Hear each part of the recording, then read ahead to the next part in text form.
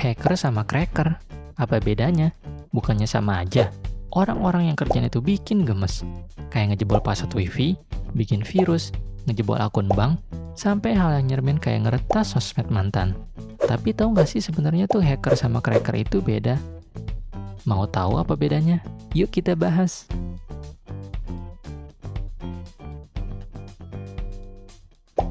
Semakin majunya teknologi, maka semakin tinggi juga kemungkinan buruk terjadi sama penggunanya. Contohnya tuh kayak gini, zaman dulu nggak ada yang namanya internet banking. Jadi orang punya rasa takut kalau tiba-tiba duitnya pindah secara digital ke rekening orang lain.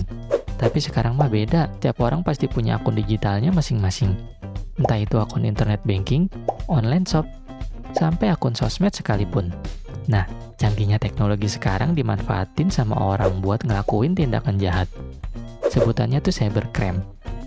Terus, yang ngelakuin itu hacker apa cracker? Jadi tuh sebenarnya hacker sama cracker itu sama. Cuma tujuannya aja yang beda. Jadi gini, sebutan buat orang yang suka ngeretas website, tapi tujuannya tuh buat ngecek kalau situs itu udah aman atau belum, disebut hacker. Biasanya sih hacker bakal ngasih tahu ke pembuat situs kalau website miliknya tuh punya tingkat keamanan yang minim banget, makanya bisa diretas. Nah, kalau cracker beda, dia ngeretas juga. Tapi tujuannya tuh buat hal yang jahat, kayak mencuri data, ngancurin program, atau ngerusak sistem keamanan, dan nggak dikasih tahu ke pemiliknya. Cracker juga bakal ninggalin situs yang udah diacak-acak sama dia. Sama kayak mantan yang selalu ditinggal kalau udah dapet enaknya doang. Jadi di era digital ini semuanya tuh harus secure. Contohnya kayak password, hal yang penting banget tapi banyak dicuekin sama orang. Coba diganti password minimal 3 bulan sekali. Dan pakai kombinasi kata yang ruwet, tapi dicatat supaya nggak lupa.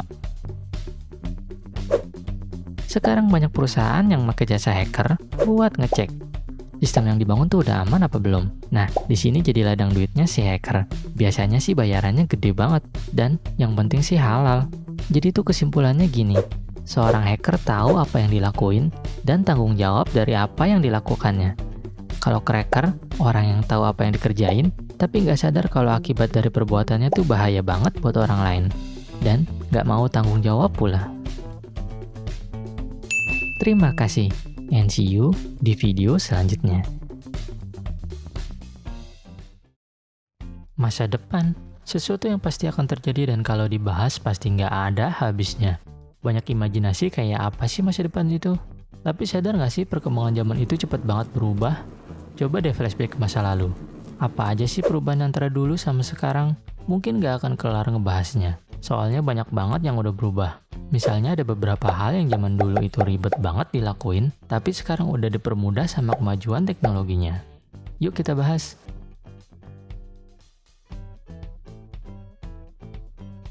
Yang pertama gadget. Dulu kalau ngelakuin aktivitas yang berbau sama elektronik itu ada alatnya sendiri-sendiri. Kayak radio yang buat dengerin musik, TV buat nonton, kalkulator buat ngitung, telepon yang cuma bisa buat nelepon, ya kalau mau ngirim pesan ada alatnya lagi yang namanya pager.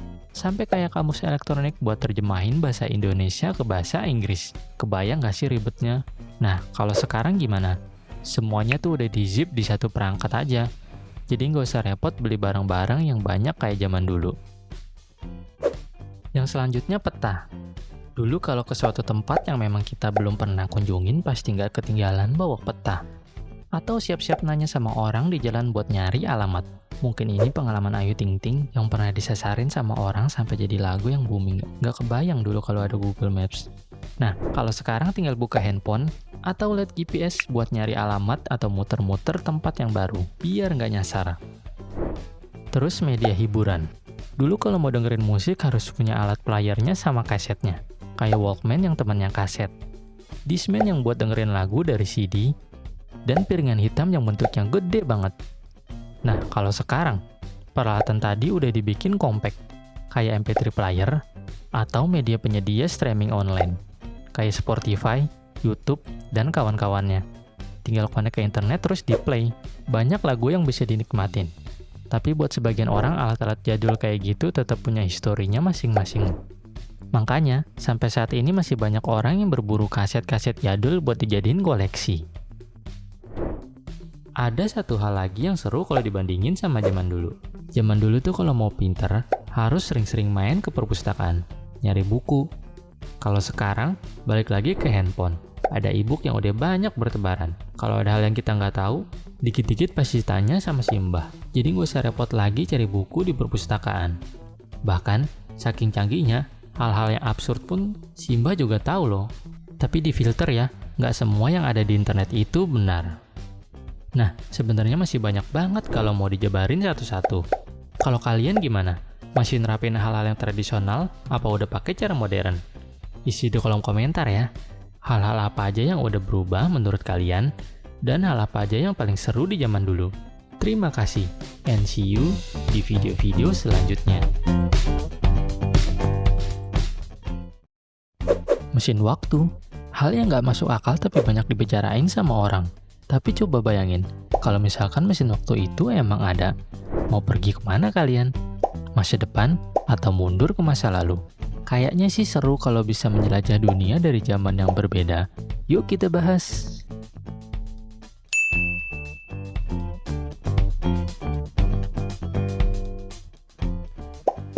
Faktanya tuh sampai saat ini belum ada ilmuwan yang mengklaim kalau dia telah berhasil menciptakan mesin waktu. Dan tidak adanya bukti eksperimen dari perjalanan waktu.